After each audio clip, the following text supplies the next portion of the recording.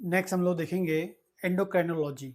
ठीक है, फिजियोलॉजी में एंडोक्राइनोलॉजी वेरी इंपॉर्टेंट चैप्टर्स में से है, क्योंकि हमारी बॉडी का जो पूरा ह्यूमन बॉडी की जो सेल्स हैं वो 100% डिपेंड करती हैं हमारे हार्मोनल फंक्शंस पर, हार्मोन्स के सिक्रीशन पे, हार्मोन्स के लेवल पे। इसलिए हमारे जो एंडोक्राइन ग्लैंड्स हैं, मतलब ऐसी ग्लैंड्स जो हार्मोन्स रिलीज करती हैं, उन्हें हम एंडोक्राइन ग्लैंड्स बोलते हैं। ठीक है, तो हमारी बॉडी में दो टाइप की ग्लैंड होती हैं, एक होती है एंडोक्राइन ग्लैंड और एक होती है एक्सोक्राइन ग्लैंड।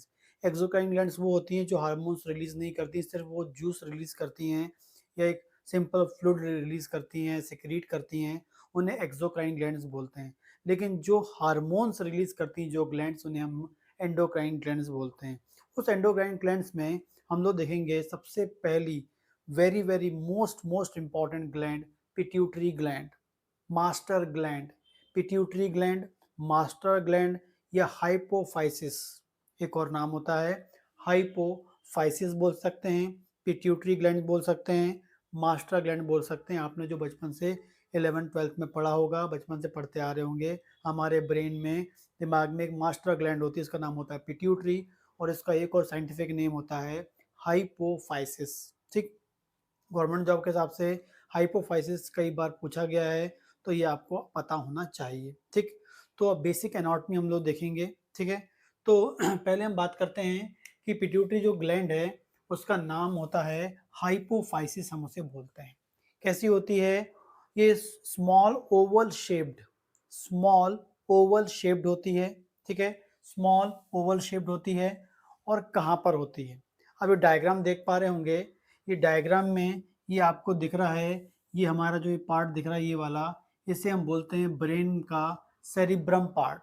हमारा ये ऊपर जो पार्ट है सेरिब्रम होता है, दो होते हैं सेरिब्रम, जो है दो होते हैं सेमीस्फीयर। ठीक है, तो सेरिब्रम हम बोलते हैं या सेरिब्रम हेमिस्फीयर हम बोल सकते हैं। ठीक है, फिर नीचे की ओर आएंगे तो ये आपका सेरिबेलम होता है। ठीक है, फिर यहाँ पर आपका होता है मिड ब्रेन। ठीक है, यहाँ होता है मिड ब्रेन, फिर होता है pons, medulla and spinal cord.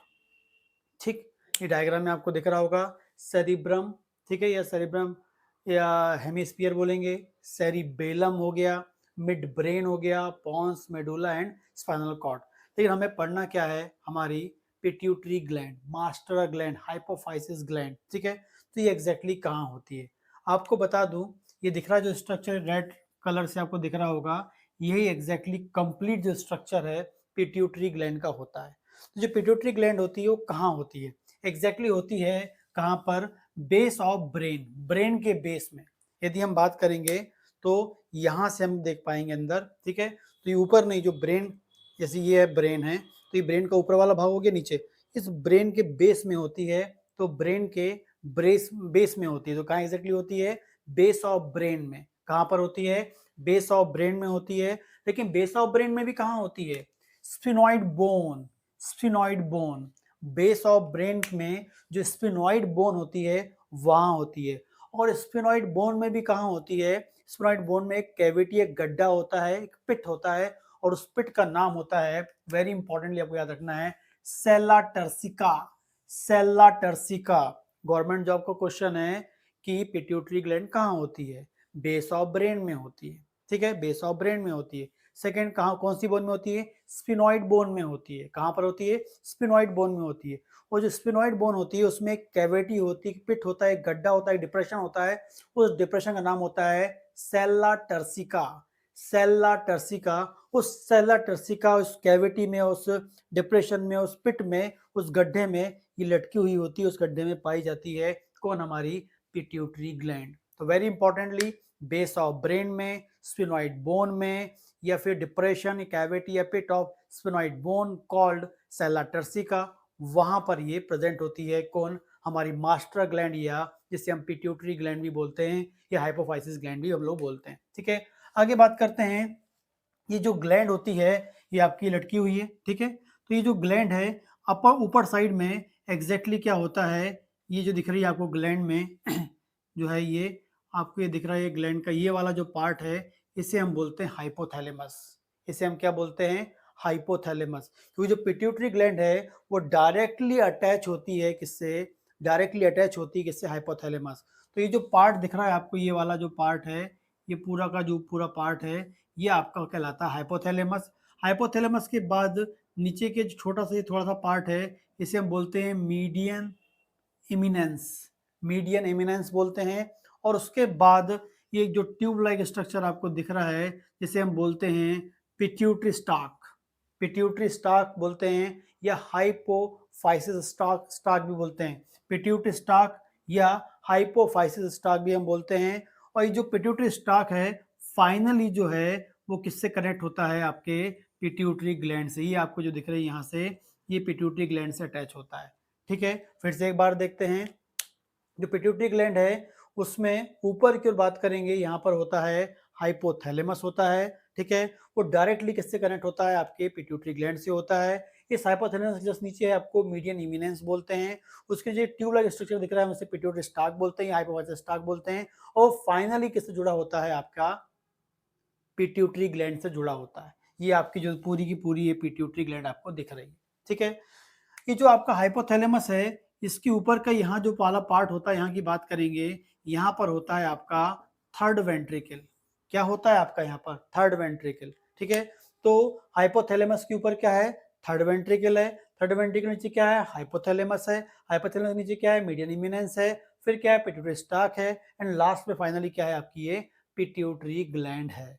ठीक, तो इस प्रकार से आपको ये पता होना चाहिए, इसकी बेसिक एनाटॉमी जो है आपको पता होना चाहिए कि क्या क्या कैसे फॉर्म होती है। ठीक है, आगे देखते हैं। ये अटैच होती है फ्लोर ऑफ थर्ड वेंट्रिकल। ये देख रहे हैं, ये थर्ड वेंट्रिकल है, इसके फ्लोर से क्या होता है, हाइपोथैलेमस अटैच होता है, मतलब पिट्यूटरी ग्लैंड से होती है। पिट्यूटरी ग्लैंड बोल रहे हैं मतलब हाइपोथैलेमस से जुड़ा हुआ ही है।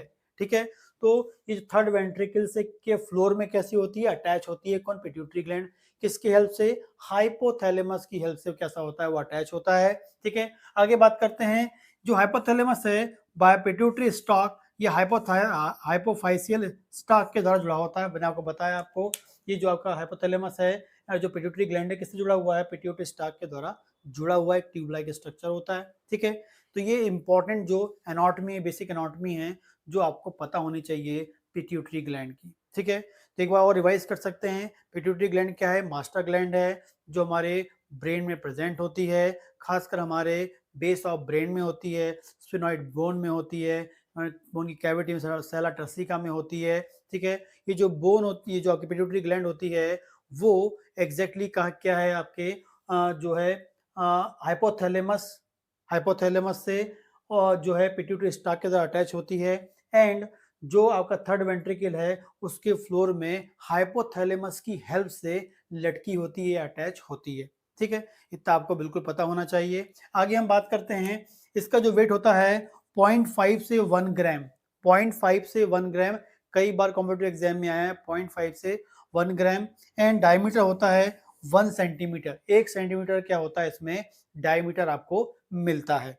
आगे हम बात करते हैं, जो पिट्यूटरी ग्लैंड है, ये एग्जैक्टली दो होती हैं। पिट्यूटरी ग्लैंड दो होती हैं। एक होती है, ये आपको दिख रही है, ये वाला पार्ट, ये वाला जो पूरा पार्ट है, ये इसे हम बोलते हैं एंटीरियर पिट्यूटरी। और ये जो पीछे वाला दिख रहा है, इसे हम बोलते हैं पोस्टीरियर पिट्यूटरी। ठीक है, और इसके बीच में ये आपको एक दिख रहा है, इसे हम इंटरमीडिएट लोब बोलेंगे। ठीक है, तो एग्जैक्टली जो पिट्यूटरी ग्लैंड है, उसमें आपके दो पार्ट हैं, एक एंटीरियर पिट्यूटरी होता है और एक पोस्टीरियर पिट्यूटरी होता है। एंटीरियर पिट्यूटरी, पोस्टीरियर पिट्यूटरी आपस में इंटरमीडिएट लोब के द्वारा जुड़ी होती हैं। एंटीरियर पिट्यूटरी, पोस्टीरियर पिट्यूटरी, तो दो टाइप की पिट्यूटरी, पिट्यूटरी जो होती है ग्लैंड, दो टाइप की होती है, anterior pituitary gland, posterior pituitary gland. Anterior pituitary gland, posterior pituitary gland आपस में जुड़ी होती है इंटरमीडिएट लोब के द्वारा, जो आपको दिख रहा है। ठीक, आगे बात करते हैं। Development, important, very very important question exam के व्यू से आपको आता है, तो कॉम्पिटिटिव एग्जाम के हिसाब से भी आपको बता रहा हूं मैं। तो जो इसका एंटीरियर पिट्यूटरी होती है, जो एंटीरियर पिट्यूटरी वाला जो पार्ट होता है पिट्यूटरी ग्लैंड का, जो है इसकी जो ओरिजिन होती है, इसका जो डेवलपमेंट होता है during intra uterine life, intra uterine life ही आपका पिट्यूटरी ग्लैंड डेवलप होता है। लेकिन इस पिट्यूटरी ग्लैंड का डेवलपमेंट होता है, तो इस डेवलपमेंट के लिए हम बात करें, तो जो पिट्यूटरी ग्लैंड डेवलप हो रही है इंट्रा यूट्राइन लाइफ में, तो वो कहाँ से होती है, वो होती है anterior pituitary Rathke's pouch, Rathke's, RATH KE'S, Rathke's pouch. और रॉथकेस पाउच होता है, रॉथकेस पाउच जो है एग्जैक्टली कहाँ से डेवलप होता है? ड्यूरिंग इंट्रायूट्राइन लाइफ में जो आपकी नेजल बोन्स होती हैं, नेजल बोन नीचे होती हैं, ठीक है, तो नेजल बोन्स होती हैं वो अपवर्ड अपवर्ड डेवलप होती हैं, अपवर्ड डेवलप होती हैं और फाइनली जो है वो रेथकेस पाउच जो है फाइनली क्या फॉर्म करता है? आपका एंटीरियर पिट्यूटरी को फॉर्म करता है। तो ड्यूरिंग इंट्रायूट्राइन लाइफ में जो नेजल बोन्स हैं, माउथ एंड नेजल बोन्स है, वहां से एक इंपॉर्टेंट टाइप का जो सेल है जिसे हम बोलेंगे क्या?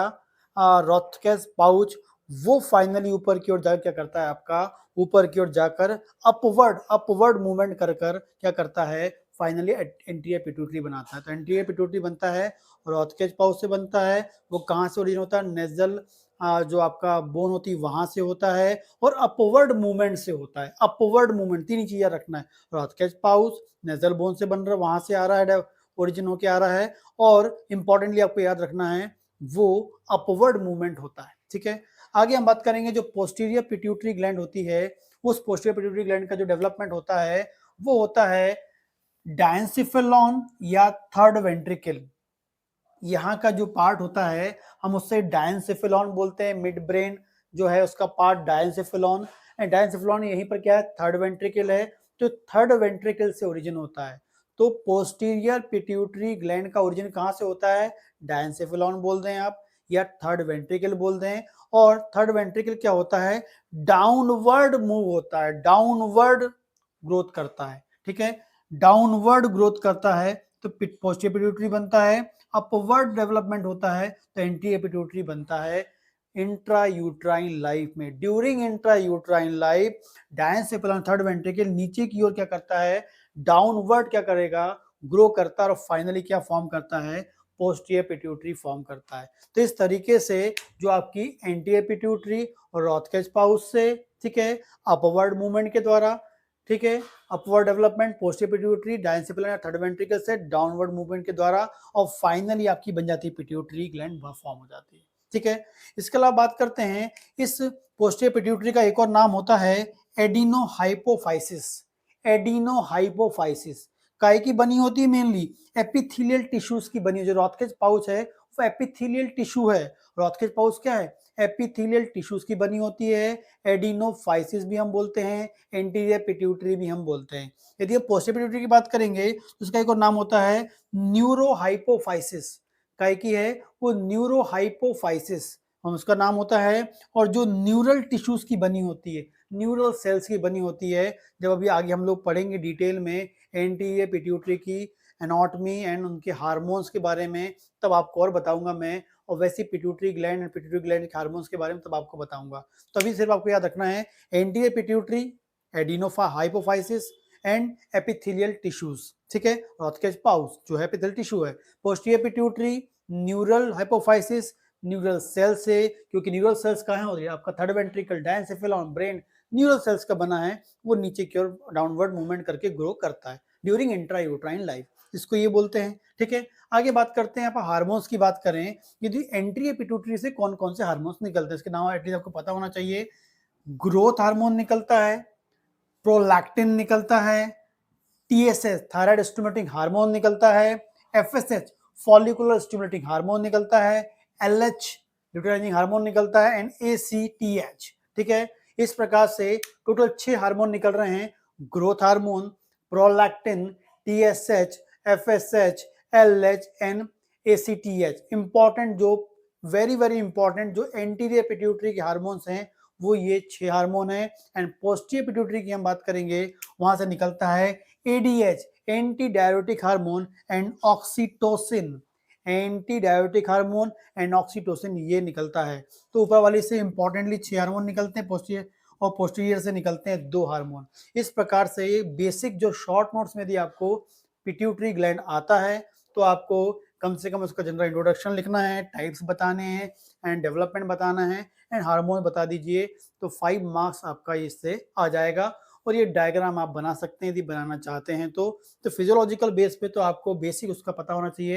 एनाटॉमिकल व्यू से जाएंगे तो आपको डायग्राम की इंपॉर्टेंस ज़्यादा होती है। यदि आपको मेरा वीडियो पसंद आ रहा है तो प्लीज़ उसको लाइक करें, तभी तो मुझे मालूम चलेगा कि मेरे वीडियोज़ आपको ठीक लग रहे हैं। एंड इसके अलावा यदि आप क्लिनिकल नॉलेज के लिए आप अपडेट करना चाहते हैं तो मेरा एक चैनल और है, उसको आप सब्सक्राइब कर सकते हैं। उसका जो लिंक है मैं आपको अपने डिस्क्रिप्शन में दे दूँगा।